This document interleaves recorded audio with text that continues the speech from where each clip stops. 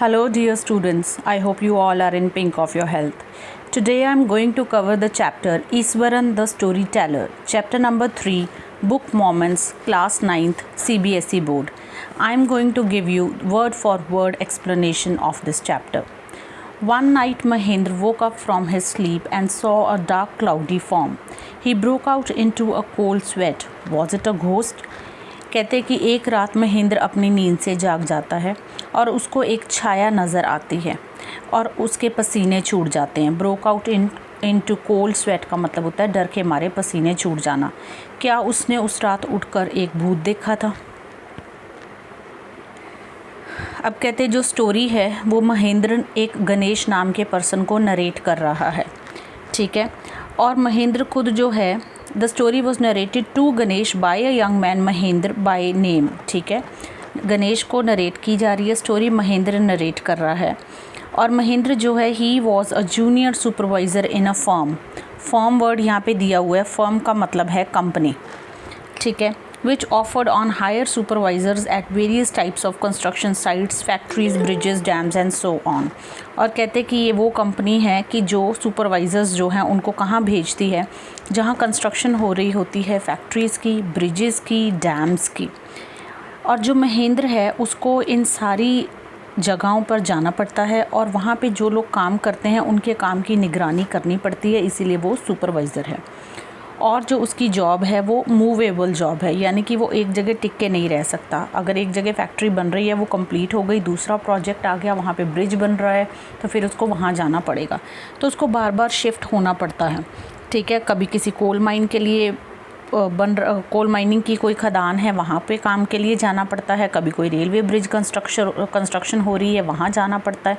कभी किसी chemical plant की कंस्ट्रक्शन हो रही है। केमिकल प्लांट का मतलब यहाँ पे है कोई ह्यूज इंडस्ट्री, बहुत बड़ी कंपनी जो होती है उसके लिए हम प्लांट वर्ड यूज़ करते हैं। मीन्स कि कोई केमिकल फैक्ट्री बन रही है तो उसको वहाँ जाना पड़ता है, ठीक है। Now he was a bachelor. अब वो बैचलर है और आसानी से कहीं भी जा सकता है क्योंकि अकेला है। His needs were simple and he was able to adjust himself to all kinds of odd conditions, whether it was an ill equipped circuit house और a make shift canvas tent in the middle of a stone quarry. अब वो कहते कि वो क्योंकि वो अकेला है, बैचलर है, उसकी शादी नहीं हुई है और उसकी जो नीड्स हैं, ज़रूरतें हैं, वो बड़ी ही सिंपल हैं, इसलिए वो बड़ी आसानी से ऑड कंडीशंस में भी एडजस्ट कर जाता है। ऐसी कंडीशंस में भी एडजस्ट कर जाता है जहाँ पे रहना मुश्किल हो, ऐसे एरियाज़ में, रिमोट एरियाज़ में भी एडजस्ट कर जाता है बड़ी इजीली। अब कहते चाहे कि उसको किसी इल इक्विप्ड सर्किट हाउस में रहना पड़े। इल इक्विप्ड सर्किट हाउस होता है जो इल इक्विप्ड सर्किट हाउस होता है, सर्किट हाउस हम बोलते हैं रेस्टिंग हाउस को, जहाँ पे रेस्ट करते हैं। और इल इक्विप्ड होता है जो प्रॉपरली फैसिलिटेटेड ना हो, जिसके अंदर इंफ्रास्ट्रक्चर प्रॉपरली ना हो, ठीक है। और make shift canvas, make shift का मतलब होता है टेम्परेरी कैनवस। कैनवस हम जानते हैं एक मोटा कपड़ा होता है जिसका टेंट बनाते हैं। तो कहते कई बार उसको एक बहुत बेकार से रेस्टिंग हाउस में रहना पड़ता है जहाँ पे ना कोई फर्नीचर है, ना प्रॉपर बेड है, इल इक्विप्ड है। और कई बार उसको टेंट में भी रहना पड़ता है, ठीक है, in a stone quarry. Fine, stone quarry means कई बार उसको कई खदानों में भी रहना पड़ जाता है, कई माइंस के अंदर भी उसको रहना पड़ जाता है। इस तरह की उसकी जॉब है। But one asset he had was his cook Iswaran. Please remember word Iswaran नहीं है, एस के बाद एच नहीं है, तो we will pronounce it as Iswaran. अब कहते हैं उसके पास एक एसेट है। एसेट वर्ड आप देखो थर्ड लाइन में दिया हुआ है। एसेट का मतलब है कि उसके पास एक ख़जाना है। एक ख़जाना है मतलब कि एक बड़ा इम्पॉर्टेंट चीज़ या एक इम्पॉर्टेंट पर्सन है उसके पास, और वो है उसका cook Eswaran. The cook was quite attached to Mahendra and followed him uncomplainingly wherever he was posted. अब कहते जो कुक है जो कुक है वो उसकी अटैचमेंट है महेंद्र के साथ, ठीक है, इमोशनल अटैचमेंट है। फाइन, वो उसके साथ ही रहना चाहता है महेंद्र के, और जहाँ भी महेंद्र जाता है वो उसके साथ ही चला जाता है जहाँ भी महेंद्र की पोस्टिंग होती है, जो उसका कुक है। और कोई भी कंप्लेंट नहीं करता उसको कि यहाँ क्यों जा रहे हैं, ये जगह अच्छी नहीं है, यहाँ ठीक नहीं है, खाना नहीं मिलता, यहाँ दुकान, ऐसा कुछ भी वो नहीं कहता। उसकी इतनी अटैचमेंट है महेंद्र के साथ कि वो उसके साथ हर जगह चला जाता है। He cooked for Mahendra, washed his clothes, chatted away with his master at night. He would weave out endless stories and anecdotes on varied subjects. अब वो उसके सारे काम करके देता है, सारे डोमेस्टिक चोर्स वो उसके करके देता है, उसके कपड़े धोता है, चैटेड अवे मीन्स उसके साथ बातें करता है, ठीक है। और उसके लिए वीव आउट का मतलब होता है बनाना, वैसे तो इसका मतलब होता है बुनना, जो हम स्वेटर बुनते हैं वीव करते हैं, ठीक है। या कोई कपड़ा है, सॉरी स्वेटर्स को हम निट करते हैं और जो कपड़े होते हैं उनको हम वीव करते हैं, ठीक है। लेकिन यहाँ वीव आउट का मतलब है टू कुक स्टोरीज़, तो वो उसके लिए एंडलेस स्टोरीज़ बनाता है। अब क्योंकि वो ना सिर्फ उसका कुक है बल्कि वो उसको एंटरटेन भी करता है। वो जब महेंद्र काम से वापस आता है तो उसको स्टोरीज़ सुनाता है। एंडलेस मीन्स कभी ना ख़त्म होने वाली स्टोरीज़, उसके पास इतना भंडार है स्टोरीज़ का। उसको एनेक्डोट्स सुनाता है। एनेक्डोट्स होता है short stories, short amusing stories, ठीक है। ज़्यादातर एनेक्डोट्स जो होती हैं ये ओरिजिनल लाइफ पे बेस्ड स्टोरीज़ होती हैं, हमारी खुद की ज़िंदगी की जो घटनाएं होती हैं उनको हम एनेक्डोट्स बोल देते हैं। Eswaran also had an amazing capacity to produce vegetables and cooking ingredients seemingly out of nowhere in the middle of desolate landscape with no shops visible for miles around. अब कहते हैं ईश्वरन की एक और बहुत बड़ी खूबी थी, और वो क्या थी कि वो ऐसे एरियाज़ में जब महेंद्र के साथ जाके रहता था जो डेसोलेट होता था। डेसोलेट मीन्स रिमोट एरिया, जहाँ पे फैसिलिटीज़ नहीं हैं, ट्रांसपोर्ट्स नहीं हैं, शॉप्स नहीं हैं, मार्केट नहीं है, ज़्यादा लोग नहीं रहते, ऐसी जगहों पे भी वो कहीं ना कहीं से वेजिटेबल्स और कुकिंग के जो इंग्रेडिएंट्स यानी कुकिंग के लिए जो सामग्री चाहिए होती है, जो सामान चाहिए होता है, वो कहीं ना कहीं से ढूंढ लाता और उसके लिए बेहतरीन कुकिंग करता। He would miraculously conjure upon the most delicious dishes made with fresh vegetables within an hour of arriving at the zinc sheet shelter at the new workplace. अब कहते हैं कि वो मिराकुलसली क्या होता है, मिराकुल्स हम किन को कहते हैं, चमत्कार को, कि चमत्कारी तौर पे कंज्योर अप होता है अपने दिमाग में किसी चीज़ को प्रेजेंट करना, कुक कर लेना, दिमाग में सोच लेना, किसी चीज़ की छवि अपने दिमाग में बना लेना। तो वो अपने दिमाग में किसी डिलीशियस सी डिश की छवि बना लेता है और फिर फ्रेश वेजिटेबल्स को यूज़ करके जब वो किसी नई जगह पे पोस्ट होते हैं, वहाँ पे जो उनको जिंक शीट शेल्टर यानी कि कोई उनको झोंपड़ी टाइप कोई शेल्टर मिला होता है जिसकी जो छत है वो जिंक की शीट की बनी होती है, वहाँ पे अभी वो पहुँचते ही हैं और विदिन एन आवर वो महेंद्र के लिए कुकिंग कर देता है, ठीक है। Mahendra would be up early in the morning and leave for work after breakfast carrying some prepared food with him. अब महेंद्र जो है क्योंकि उसकी जॉब है वो जल्दी उठ जाता है और उठ के ब्रेकफास्ट करके साथ में थोड़ा खाना लंच साथ में लेके जो मेन साइट है काम की कंस्ट्रक्शन की वहाँ वो चला जाता है, ठीक है। And Meanwhile, Iswaran would tidy up the shed, wash the clothes and have a leisurely bath, pouring several buckets of water over his head, muttering a prayer all the while. अब कहते हैं कि उतनी देर में, मीनवाइल होता है उसी समय, जिस समय महेंद्र काम पे होता है उस समय ईश्वरन क्या करता है, पूरे घर की सफाई करता है। शेड यानी जो उनको वो टूटा फूटा सा घर मिला होता है वो उसकी सफाई करता है, कपड़े धोता है और लेजरली बाथ लेता है। लेजरली बाथ का मतलब क्या है कि बहुत बढ़िया तरीके से वो नहाता है, ढेर सारी पानी की जो बकेट्स हैं वो अपने ऊपर वो फेंकता जाता है, ठीक है। एक बढ़िया सी बात लेता है और साथ में मटरिंग प्रेयर, मटरिंग होता है अपने मुंह ही मुंह में बोलना, धीरे धीरे जो अपनी प्रेयर्स हैं, जो भगवान का कोई मंत्र है, कोई पाठ है, वो साथ साथ में वो करता रहता है। It would be lunch time by then, after eating he would read for a while before dozing off. अब कहते इतनी देर में सारे काम करते करते नहाने के बाद लंच टाइम हो जाता है। फिर ईश्वरन जो है उसको रीडिंग की हैबिट है, फिर वो कुछ रीडिंग करता है और रीडिंग करने के बाद डोजिंग ऑफ मीन्स नैप लेना, थोड़े समय के लिए फिर वो सो जाता है, लेकिन सोने से पहले रीडिंग कर लेता है। The book was usually some popular Tamil thriller running to hundreds of pages.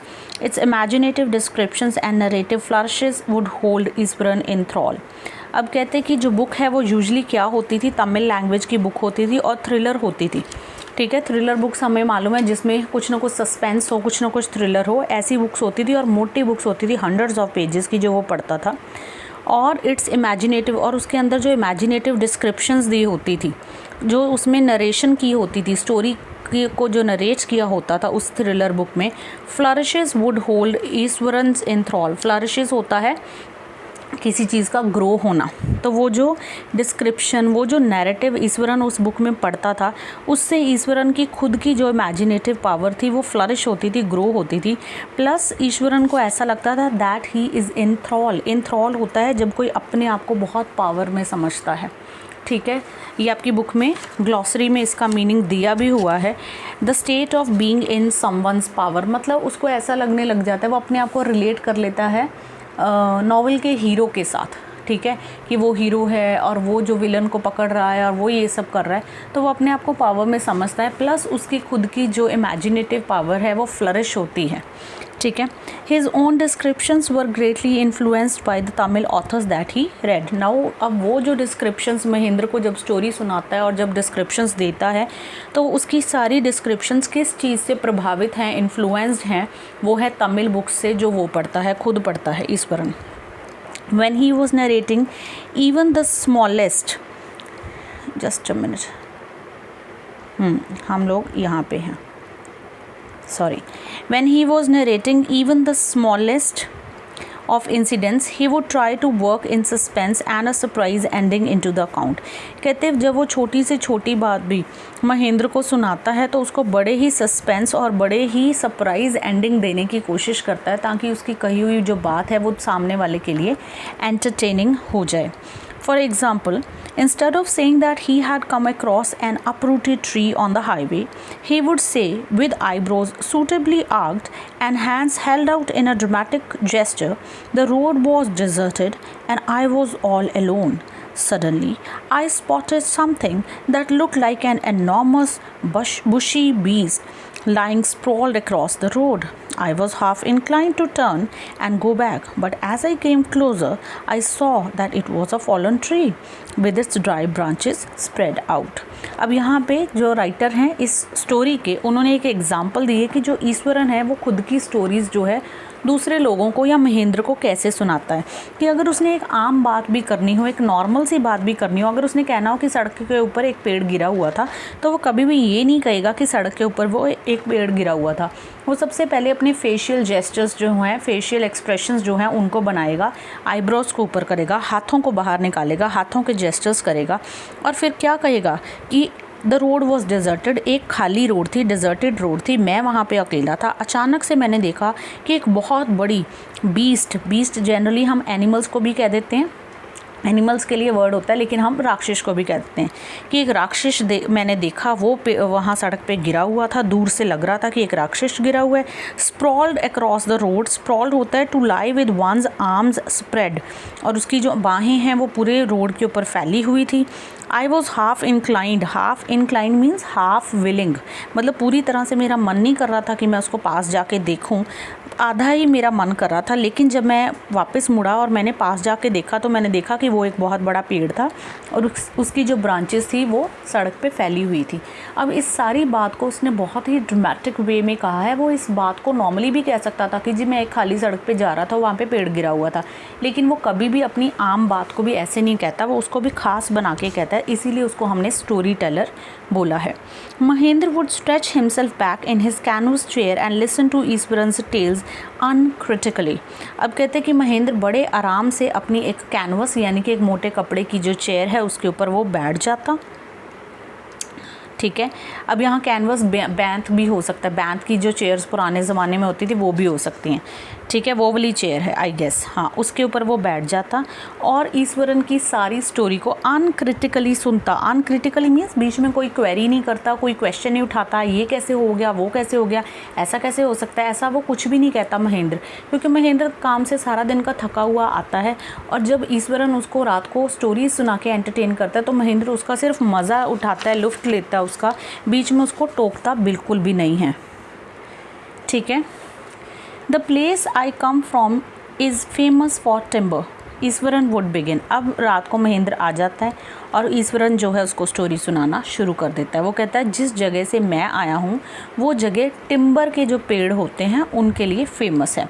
There is a richly wooded forest all around, the logs were hauled on to the lorries by elephants. अब कहते हैं जो पूरी जगह है, वो कहता है जहाँ से मैं आया हूँ वो सारी जगह बहुत ही ज़्यादा पेड़ों से भरी हुई जगह है, वहाँ पे जो पेड़ है उनको काटा जाता है और उनको लॉरीज़ क्या है, large vehicles which we use to transport one thing from one place to another.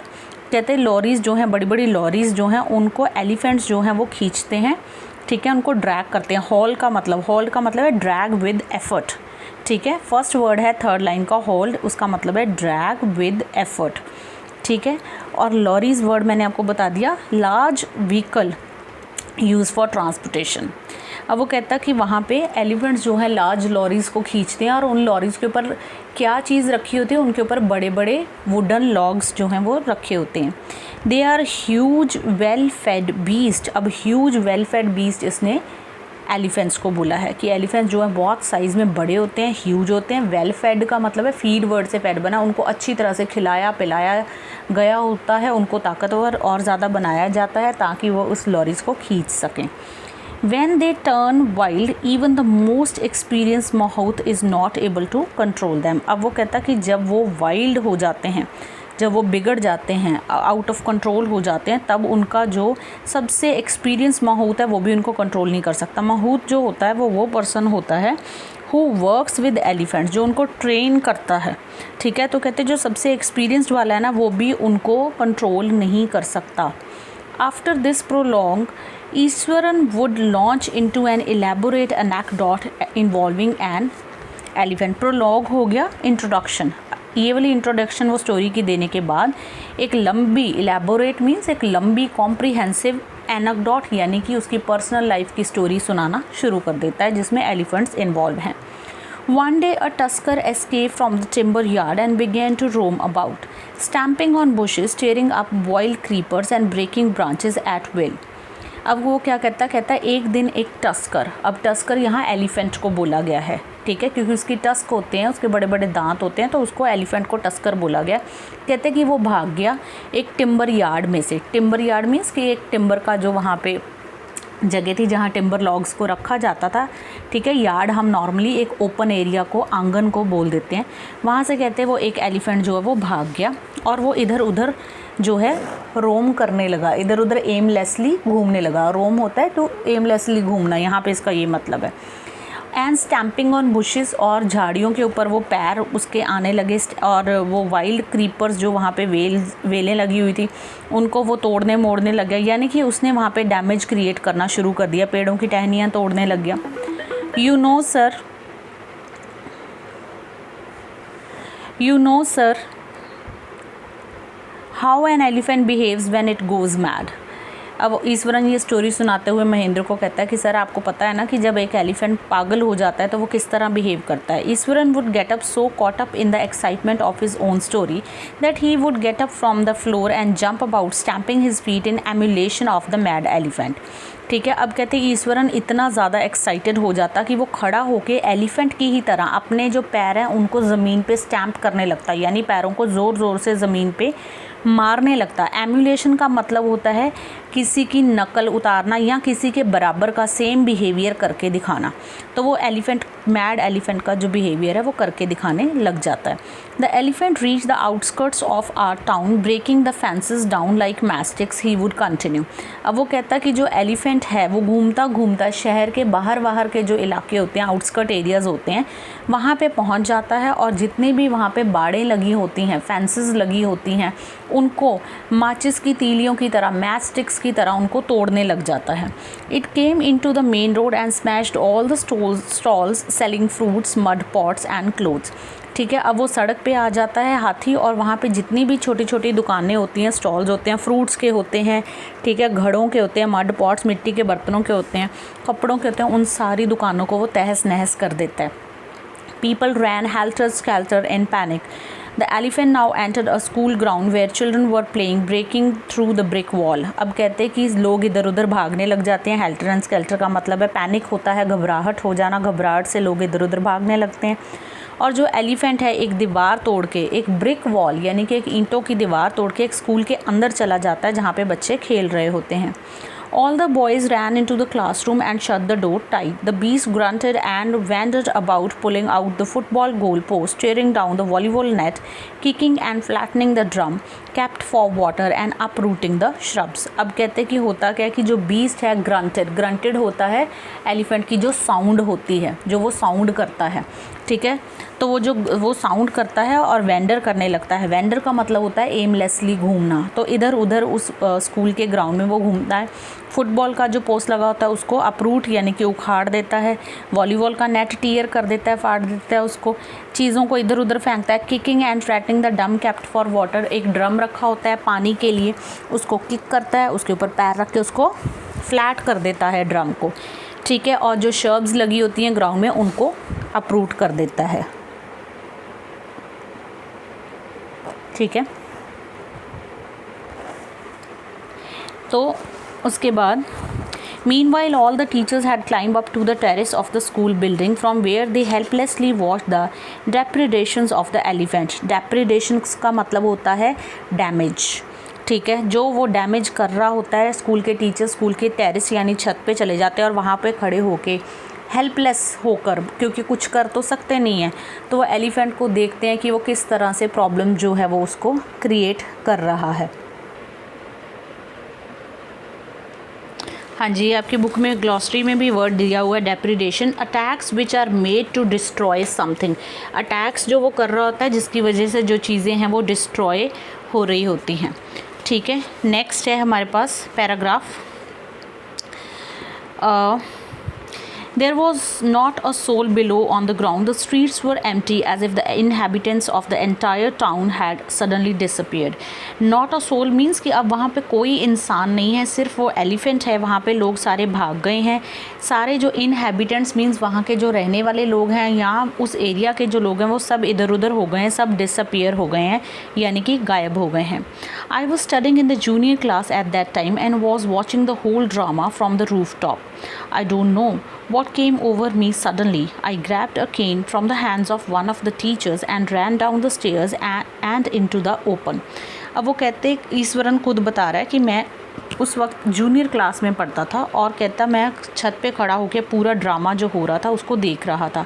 और वो कहता अचानक मेरे दिमाग में क्या आया मुझे नहीं पता, मैंने अपने टीचर के हाथों से एक जो केन है, केन यानी कि पतला बैंत का जो डंडा जो पुराने टीचर्स यूज़ करते थे, वो उसके हाथों से ग्रैब कर लिया। ग्रैब होता है छीन लेना, ठीक है, ज़बरदस्ती ले लेना, ठीक है। यहाँ पे ये वर्ड ग्रैब आपका दिया हुआ है, ये वाला वर्ड है फाइन। ग्रैब कहता कि मैंने कर लिया उसको, और उसके बाद कहता मैं ओपन स्टेयर्स उतरा और नीचे ओपन ग्राउंड में चला गया।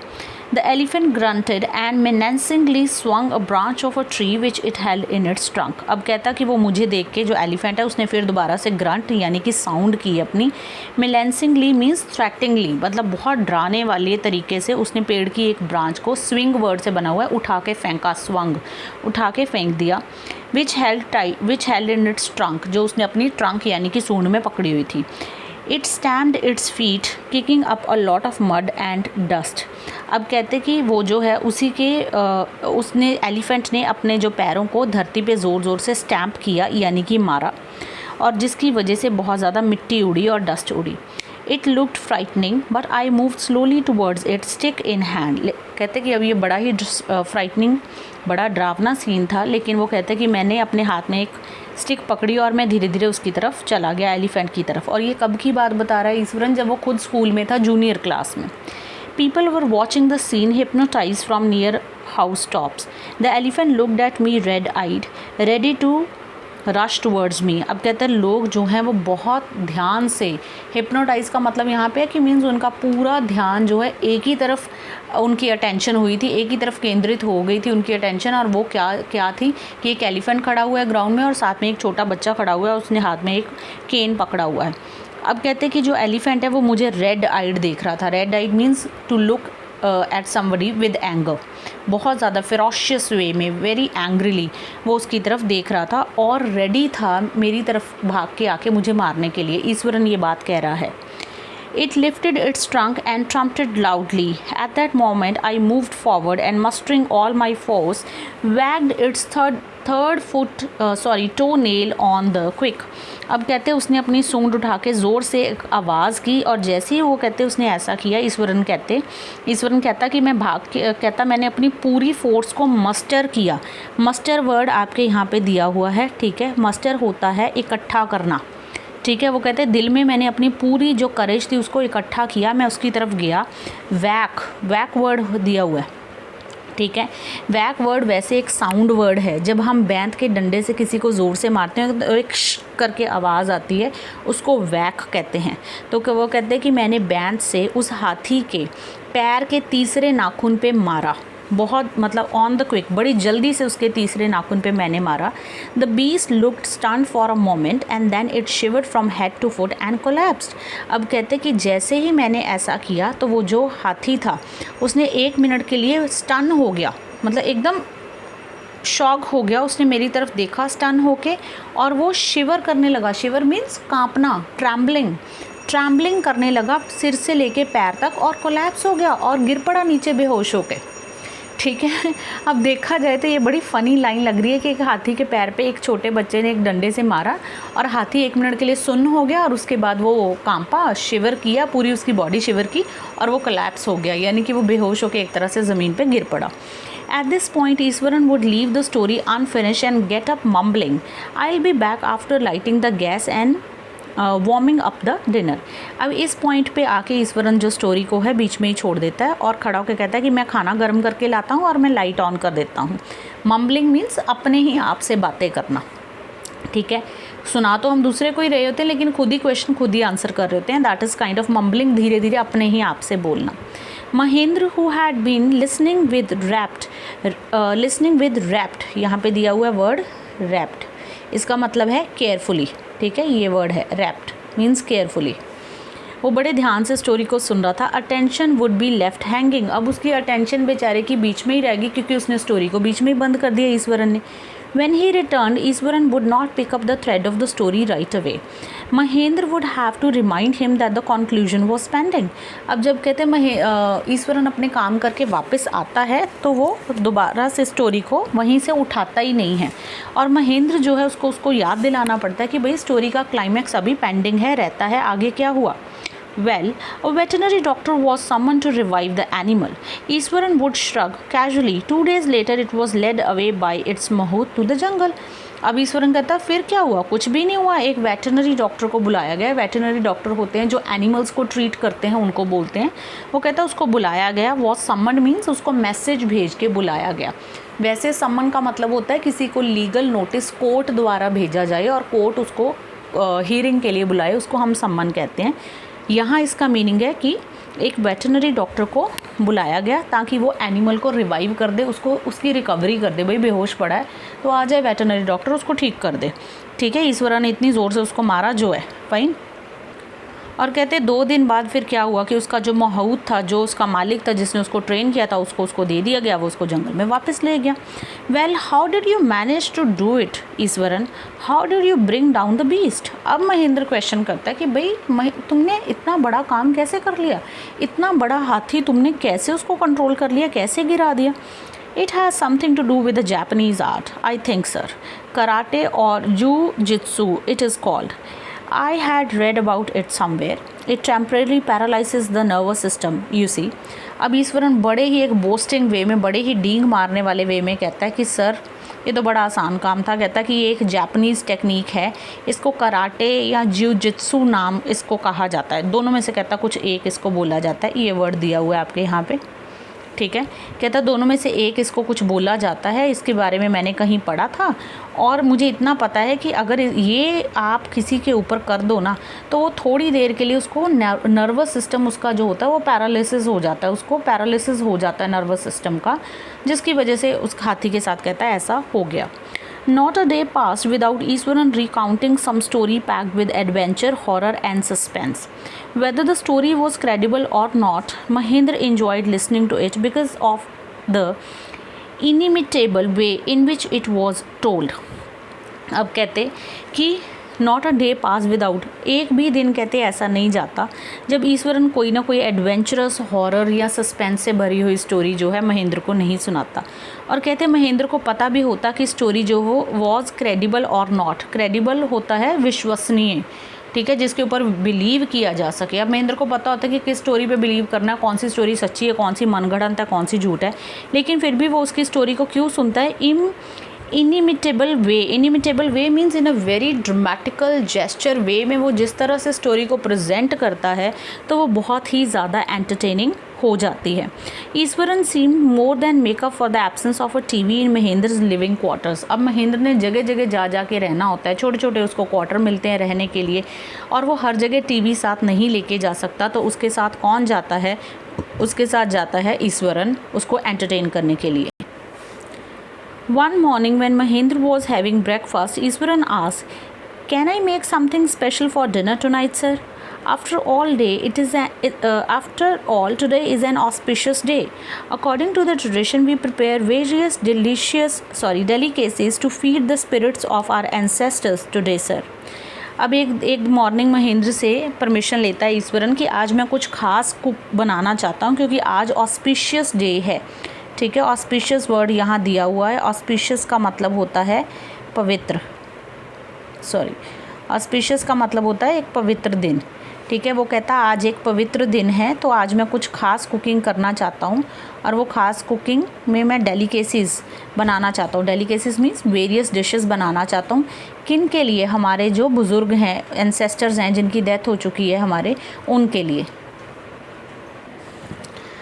अब कहते कि जो महेंद्र है उस रात उसको बहुत ही डिलीशियस खाना जो है, डिनर है, वो खाने को मिलता है, और वो ईश्वरन को कॉम्प्लीमेंट करता है, उसकी तारीफ़ करता है उसके कलनरी स्किल्स की।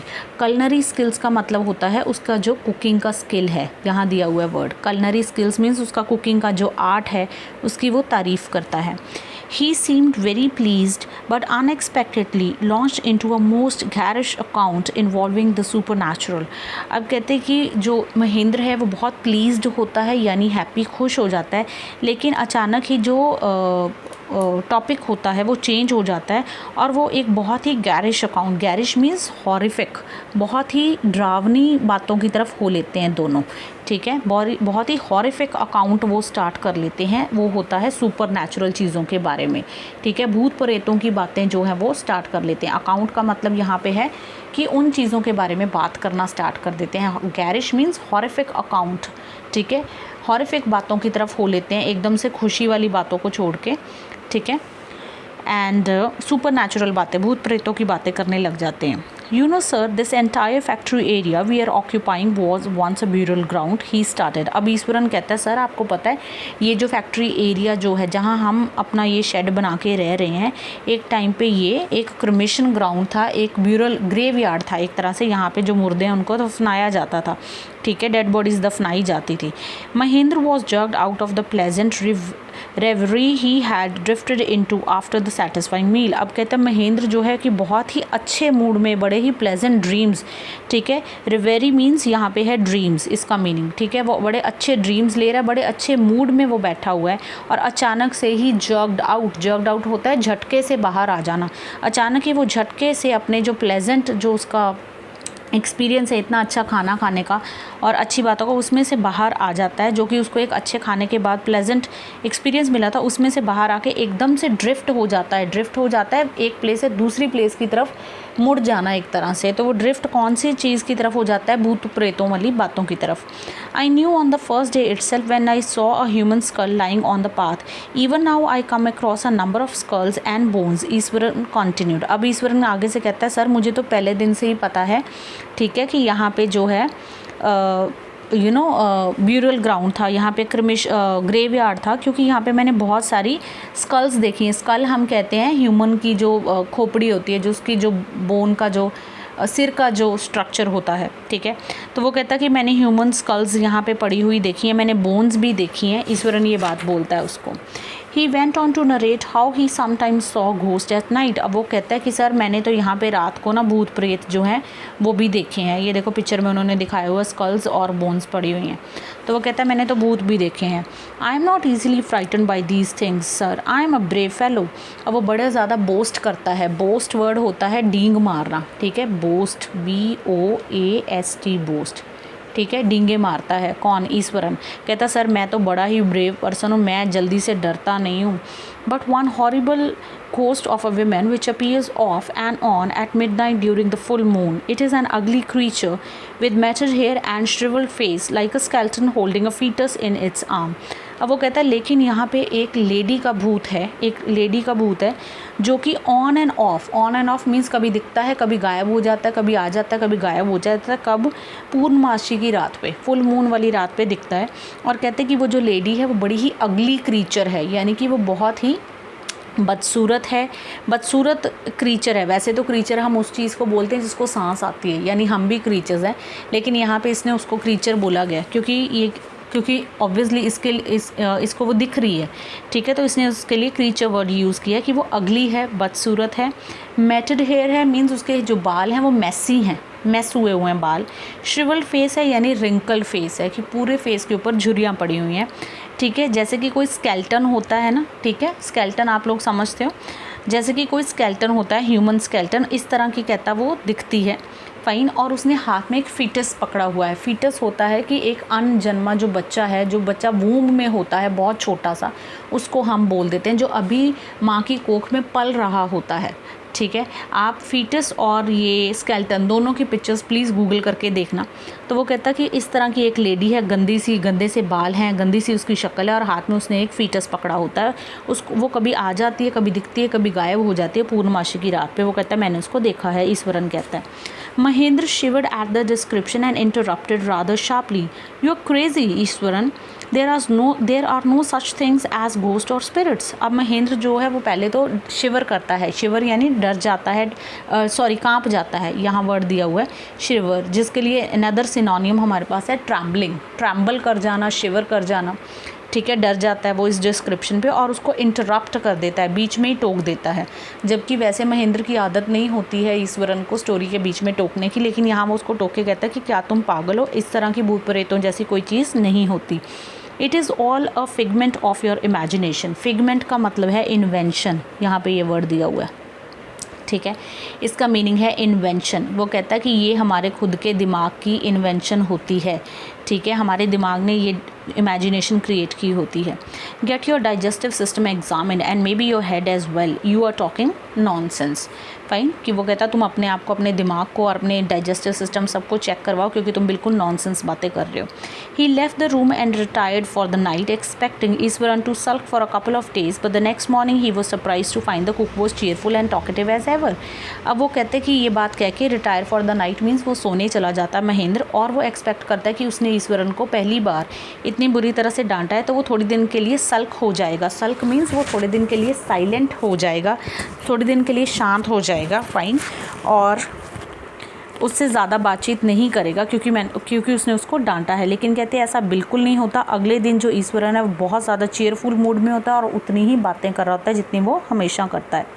From that day on Mahendra for all his brave talk went to bed with a certain unease. अब कहते हैं महेंद्र ने बातें तो बहुत बड़ी बड़ी की थी कि ऐसा कुछ नहीं होता, लेकिन जब वो रात को सोने जाता है तो वो बहुत रेस्टलेस होता है, अनईजीनेस फील करता है। Every night he peered in to the darkness outside through the window next to his bed trying to make sure that there was no movement of dark shades in the vicinity. Vicinity means nearby. अब वो कहते हैं हर रोज़ रात को जब सोने जाता है तो विंडो में से वो बाहर की तरफ देखता है कि कहीं कोई डार्क शेडो है तो नहीं है आसपास, नियर बाय, ठीक है, बट ही कुड नॉट सी, ठीक है, यहाँ पे ये वर्ड दिया हुआ है, एक मिनट, ये रहा word vicinity, vicinity it means near by, ठीक है, नियर बाय। तो बट उसको कुछ भी नज़र नहीं आता, सिर्फ जो दूर फैक्ट्री बन रही होती है जिसकी कंस्ट्रक्शन हो रही होती है उसमें कुछ लाइट्स जो हैं वो ट्विंकल कर रही होती हैं, वो दिखती हैं उसको। He had always like to admire the milk white landscape on the full moon nights, but after hearing Iswaran story of the female ghost he avoided looking out of the window altogether when the moon was full. अब कहते हैं कि पूर्णमासी की रात को उसको तो बाहर की जो लैंडस्केप है, रात का जो सीन है जिसमें वो बहुत मतलब रोशनी जो है मून की चमकती है, वो देखना उसको पसंद है। लेकिन ईश्वरन ने जब उसको ये स्टोरी सुना दी तो उसका दिल जो है वो डर गया हुआ है, तो अब वो उस चीज़ को अवॉइड करता है। अब वो पूर्णमासी की रात को स्पेशली बाहर की तरफ देखना अवॉइड करता है और मून की तरफ, ठीक है, फुल मून पे बाहर की तरफ देखना अवॉइड करता है विंडो में से। One night Mahendra was woken up from his sleep by a low moan close to his window. अब कहते हैं एक रात महेंद्र की जाग खुल जाती है, नींद खुल जाती है। क्यों? क्योंकि उसकी विंडो के पास लो मोन हो रहा होता है। लो मोन होता है धीरे धीरे किसी की उदासी में रोने की आवाज़ें आ रही होती हैं, तो महेंद्र जो है वो जाग जाता है। At first he put it down to a cat prowling around for a mice. कहते पहले तो उसको लगता है कि एक जो कैट है prowling around for a mice means कि कहीं वो चूहे के पीछे पीछे भाग रही है, उसको पकड़ के उसका शिकार करना चाहती है। But the sound was too guttural for a cat. Guttural का मीनिंग आपके बुक में भी दिया हुआ है, sound produce in the throat, harsh sound. लेकिन कहते जो साउंड थी वो बहुत हार्श थी, वो किसी कैट की साउंड नहीं लग रही थी। He resisted the curiosity to look out lest he should behold a sight which would stop his heart. अब उसने अपने आप को रोका, उसकी जो क्रियोसिटी जागी। क्रियोसिटी होती है जब हमें कुछ जानने की इच्छा बहुत तेज़ होती है, ईगरनेस होती है, तो उसको क्रियोसिटी तो जागी कि मैं उठ के देखूं विंडो में से क्या है बाहर। लेकिन उसने अपने आप को रोक लिया। क्यों? क्योंकि उसको लगा कि कहीं बाहर वही सीन ना हो जो ईश्वरन ने उसको बताया था और उसका जो दिल है वो रुक जाएगा। But the wailing became louder and less feline. लेकिन कहते कि वो जो वेलिंग थी, वो जो रोने की आवाज़ थी, वेलिंग वर्ड यहाँ पे दिया हुआ है जिसका जनरली मीनिंग होता है, ठीक है, सॉरोफुली रोना या स्क्रीम करना भी हो सकता है अकॉर्डिंग टू द लाइन। यहाँ पे है कि उसकी वो जो हार्श आवाज़ थी उसको वेलिंग बोला गया। वो कहते और ज़्यादा लाउड हो गई वो आवाज़, अब लेस फेलाइन हो गई। फेलाइन का मीनिंग दिया हुआ है, feline means the voices relating to the cat, कि अब वो कैट की आवाज़ तो बिल्कुल नहीं लग रही है। He could not resist the temptation any मोर।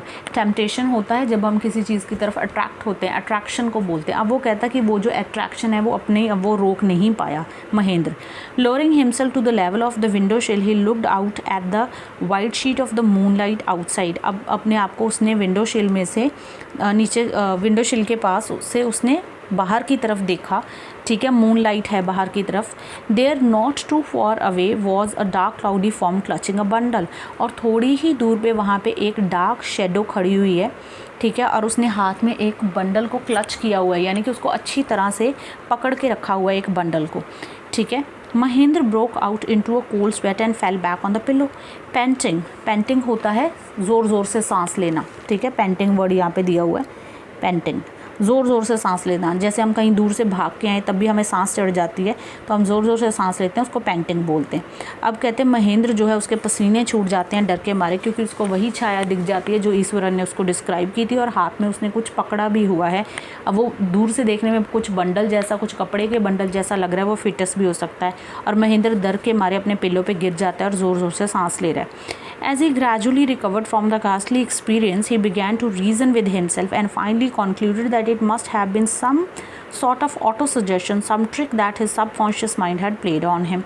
अब वो कहते हैं कि जैसे ही थोड़ा थोड़ा वो अपने इस ghastly experience से, ghastly word दिया हुआ है यहाँ पे, ठीक है, यानी कि बहुत डरावना, डेंजरस, ठीक है, भूतों से रिलेटेड घोस्टली जो एक्सपीरियंस है, जैसे ही वो उससे बाहर निकलता है, थोड़ा सा रिकवर करता है, तो वो अपने आप को समझाने की कोशिश करता है। रीज़न विद हिमसेल्फ का मतलब होता है जब हम अपने आप को समझाने की कोशिश करते हैं कि नहीं नहीं नहीं, मैंने जो देखा है वो गलत है, वो ऑटो सजेशन है, वो मेरे दिमाग की ही एक खिचड़ी पकी हुई है। क्यों? क्योंकि मैंने ये स्टोरी ईश्वरन से सुनी थी, तो मेरे दिमाग में ये स्टोरी जो है वो घर कर गई है, तो मेरा जो सबकॉन्शियस माइंड है मुझे वही चीज़ दिखा रहा है, एक्चुअली में वो चीज़ नहीं है, ठीक है। तो ये हमारे साथ नॉर्मली होता ही है कि जो चीज़ की कोई बात हमने कहीं ना कहीं सुनी है, तो वो हमारे सबकॉन्शियस माइंड में वो बात चली जाती है और बार बार वो बात हमें याद आती रहती है, कई बार वो हमारे माइंड में फ्लैश भी होती है। तो यही महेंद्र अपने आप को समझाने लग जाता है कि ऐसा कुछ नहीं है, जो उसने देखा वो एक्चुअली में है ही नहीं। By the time he had got up in the morning, had a bath and come out to have his breakfast, the horror of the previous night had faded from his memory. अब कहते हैं अगली morning वो उठता है, तैयार होता है, नहाता है, ब्रेकफास्ट करता है और पिछली रात का, प्रीवियस यानी पिछली रात का जो हॉरर उसके दिमाग में था वो काफ़ी फेड हो जाता है, यानी धुंधला हो जाता है, यानी काफ़ी कम हो जाता है।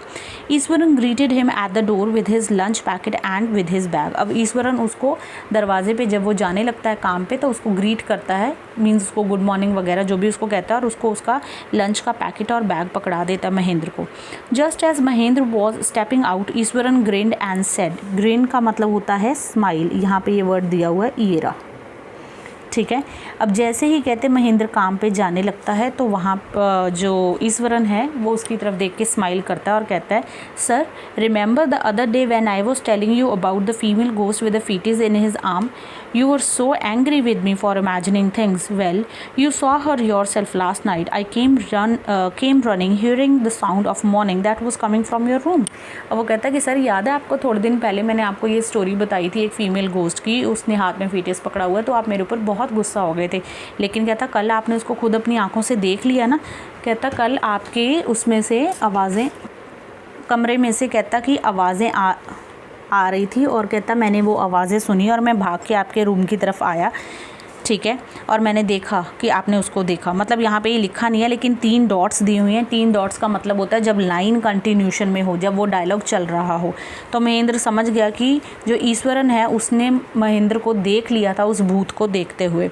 A chill went down Mahendra spine, a chill went down Mahendra spine means कि महेंद्र की तो पूरी बॉडी में जैसे एक इलेक्ट्रिक शॉक जैसा हो गया उस टाइम ये बात को सुन के, ठीक है।